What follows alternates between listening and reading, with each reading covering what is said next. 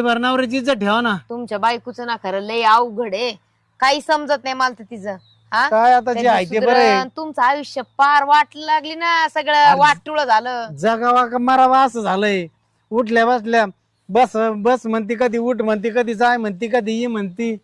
काय विचारू काय नका. डोक्याला ताप आहे. नवरा मी हे का बायको आहे तेच मला कळाना. ते तुम्हाला कळायला पाहिजे, पहिल्यापासून दापात ठेवली असती ना, तेच झालंय. दिवस पाहायला भेटले नसते. अरे काय झालंय, त्या आई बापामुळे तिला काही बोलता येत नव्हतं. कसलं काय त्याच्यामुळे बसली डोक्यावर. आता कुठे उतरती खाली. आता घेतलं पाया खाली मला तिला डायरेक्ट. पैसा नाचतो त्यांचा, अजून काही नाही, सगळं माहितीये. आता मिळून आली म्हणल्यावर ती जर चांगलाच खेळ करत असती. मला सांगा, तुम्ही मागच्या वेळेस म्हणत होते तिच्या बहिणीचा लय जीव आहे, लय जीव आहे.